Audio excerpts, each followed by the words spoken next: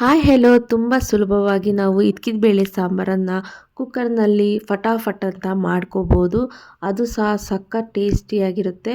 ಬನ್ನಿ ನೋಡೋಣ ಪರ್ಫೆಕ್ಟಾಗಿ ಇದ್ಕಿದ ಬೇಳೆ ಸಾಂಬಾರನ್ನು ಕುಕ್ಕರಲ್ಲಿ ಯಾವ ರೀತಿಯಾಗಿ ಮಾಡಬೇಕು ಏನು ಅಂತ. ಎಲ್ಲೂ ಸಹ ವಿಡಿಯೋನ ಸ್ಕಿಪ್ ಮಾಡಬೇಡಿ, ಪೂರ್ತಿಯಾಗಿ ನೋಡಿ, ಖಂಡಿತವಾಗಿ ಇಷ್ಟಪಡ್ತೀರಾ. ಇಷ್ಟ ಆದರೆ ಲೈಕ್ ಮಾಡಿ, ಶೇರ್ ಮಾಡಿ, ಸಬ್ಸ್ಕ್ರೈಬ್ ಮಾಡಿ. ಮೊದಲಿಗೆ ನಾನು ಇದ್ಕಿದ ಬೇಳೆಯನ್ನು ತಗೊಳ್ತಾ ಇದ್ದೀನಿ. ಇದ್ಕಿದ ಬೇಳೆ ಆರೋಗ್ಯಕ್ಕೆ ತುಂಬಾ ಒಳ್ಳೆಯದು. ಇದರಲ್ಲಿ ನಾರಿನಾಂಶ ಅಧಿಕವಾಗಿರುತ್ತೆ ಮತ್ತು ಇದು ಜೀರ್ಣಕ್ರಿಯೆಗೆ ಮತ್ತು ಹೃದಯಕ್ಕೆ ಸಹ ತುಂಬ ಒಳ್ಳೆಯದಂತಲೇ ಹೇಳ್ಬೋದು. ಈ ಇದ್ಕಿದ ಬೇಳೆಯನ್ನು ಈ ಸೀಸನಲ್ಲಿ ಖಂಡಿತವಾಗಿ ಟ್ರೈ ಮಾಡಿ. ಇದರ ಟೇಸ್ಟ್ ಮಾತ್ರ ನೆಕ್ಸ್ಟ್ ಲೆವೆಲ್ ಅಂತಲೇ ಹೇಳ್ಬೋದು, ಅಷ್ಟು ರುಚಿಯಾಗಿರುತ್ತೆ. ಯಾವ ರೀತಿ ಮಾಡಬೇಕು ಹೇಳ್ಕೊಡ್ತೀನಿ. ಮೊದಲಿಗೆ ಒಂದು ಮಿಕ್ಸಿ ಜಾರ್ನಲ್ಲಿ 1 ಕಪ್ನಷ್ಟು ತೆಂಗಿನಕಾಯಿನ ತಗೊಳ್ತಾ ಇದ್ದೀನಿ. ಇಲ್ಲಿ ನಾನು ತೆಂಗಿನಕಾಯಿ ತುರಿಯನ್ನಾದರೂ ಯೂಸ್ ಮಾಡ್ಬೋದು, ಇಲ್ಲ ಈ ರೀತಿಯಾಗಿ ಪೀಸಸ್ ಆದರೂ ಹಾಕ್ಕೋಬೋದು. ನಂತರ ಇದಕ್ಕೆ 2 ಗೆಡ್ಡೆ ಬೆಳ್ಳುಳ್ಳಿ ಮತ್ತು 1 ಇಂಚಷ್ಟು ಶುಂಠಿಯನ್ನು ನೀಟಾಗಿ ಬಿಡಿಸ್ಬಿಟ್ಟು ಹಾಕ್ಕೊಳ್ತಾ ಇದ್ದೀನಿ. ಅದಾದಮೇಲೆ ಇದಕ್ಕೆ 1 ಇಂಚಷ್ಟು ಚಕ್ಕೆ ಮತ್ತು 3 ಲವಂಗನ ಹಾಕ್ಕೊಂಡು ಮೊದಲಿಗೆ ಇದನ್ನು ಗ್ರೈಂಡ್ ಮಾಡ್ಕೊಳ್ತಾ ಇದ್ದೀನಿ. ನೋಡಿ, ಈ ರೀತಿಯಾಗಿ ಗ್ರೈಂಡ್ ಮಾಡ್ಕೋಬೇಕು. ನಂತರ ಇದಕ್ಕೆ 1 ದೊಡ್ಡ ಸೈಜ್ ಈರುಳ್ಳಿಯನ್ನು ಈ ರೀತಿಯಾಗಿ ಕಟ್ ಮಾಡಿ ಸಣ್ಣದಾಗಿ ಹಾಕ್ಕೊಳ್ಳಿ. ಅದಾದಮೇಲೆ ಇದಕ್ಕೆ 2 ದೊಡ್ಡ ಸೈಜ್ ಟೊಮೆಟೊನ ಸಣ್ಣದಾಗಿ ಕಟ್ ಮಾಡಿ ಹಾಕ್ಕೋಬೇಕು.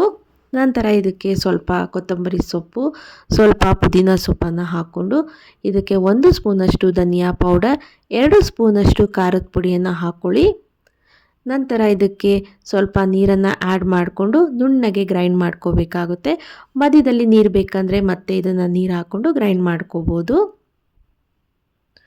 ಈಗ ಒಂದು ಕುಕ್ಕರ್ನಲ್ಲಿ ಸ್ವಲ್ಪ ಎಣ್ಣೆಯನ್ನು ಹಾಕಿ ಇದಕ್ಕೆ ಸಾಸಿವೆ ಮತ್ತು ಕರಿಬೇವನ್ನು ಹಾಕಿ ತೆಳ್ಳಗೆ ಕಟ್ ಮಾಡ್ಕೊಂಡಿರುವಂಥ ಒಂದು ಮೀಡಿಯಮ್ ಸೈಜ್ ಈರುಳ್ಳಿಯನ್ನು ಹಾಕಿ ಫ್ರೈ ಮಾಡ್ಕೊಳ್ಳಿ.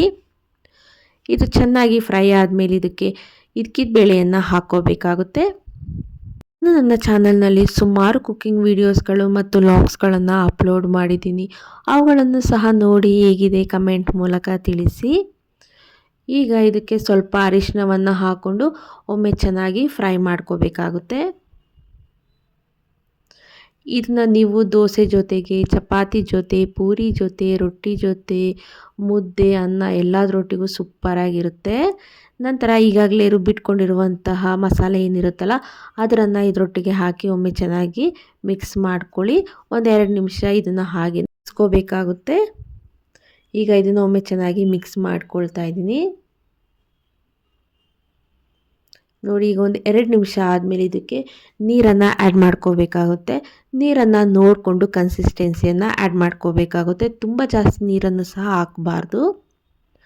ನಂತರ ಇದಕ್ಕೆ ರುಚಿಗೆ ತಕ್ಕಷ್ಟು ಉಪ್ಪನ್ನು ಹಾಕಿ ಮತ್ತೊಮ್ಮೆ ಇದನ್ನು ಮಿಕ್ಸ್ ಮಾಡ್ಕೊಳ್ಳಿ.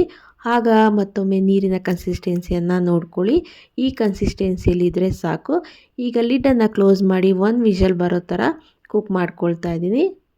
ಈಗ 1 ವಿಷಲ್ ಆದಮೇಲೆ ಲಿಡ್ಡು ಪೂರ್ತಿಯಾಗಿ ಕೂಲ್ ಡೌನ್ ಆಗೋಕ್ಕೆ ಬಿಡೋಣ. ಅದಾದಮೇಲೆ ಓಪನ್ ಮಾಡಿ ತೋರಿಸ್ತಾ ಇದ್ದೀನಿ. ನೋಡ್ತಾ ಇರ್ಬೋದು ಎಷ್ಟು ಪರ್ಫೆಕ್ಟಾಗಿ ಆಗಿದೆ ಅಂತ ಇದ್ಕಿದ ಬೇಳೆ ಸಾಂಬಾರ್. ಈಗ ಇದನ್ನು ನೀವು ಸರ್ವ್ ಮಾಡ್ಬೋದು. ನೋಡೋಕ್ಕೆ ಎಷ್ಟು ಚೆನ್ನಾಗಿದೆಯೋ, ತಿನ್ನಲಿಕ್ಕೂ ಸಹ ಅಷ್ಟೇ ರುಚಿಯಾಗಿತ್ತು. ಮೊದಲೇ ಹೇಳಿದಾಗ ಇದನ್ನು ನೀವು ದೋಸೆ ಜೊತೆ, ಚಪಾತಿ ಜೊತೆ, ಪೂರಿ ಜೊತೆ, ರೊಟ್ಟಿ ಜೊತೆ ಸರ್ವ್ ಮಾಡ್ಬೋದು.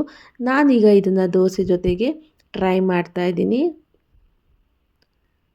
ಟೇಸ್ಟ್ ಮಾತ್ರ ಸೂಪರಾಗಿತ್ತು. ನೀವು ಸಹ ಟ್ರೈ ಮಾಡಿ ಹೇಗೆ ಬಂತು ಕಮೆಂಟ್ ಮೂಲಕ ತಿಳಿಸಿ. ಹೀಗೆ ಸಪೋರ್ಟ್ ಮಾಡಿ ಮತ್ತು ನನ್ನ ಚಾನಲ್ನಲ್ಲಿರುವಂಥ ಎಲ್ಲ ವಿಡಿಯೋಗಳನ್ನು ನೋಡಿ. Thank you so much. Bye.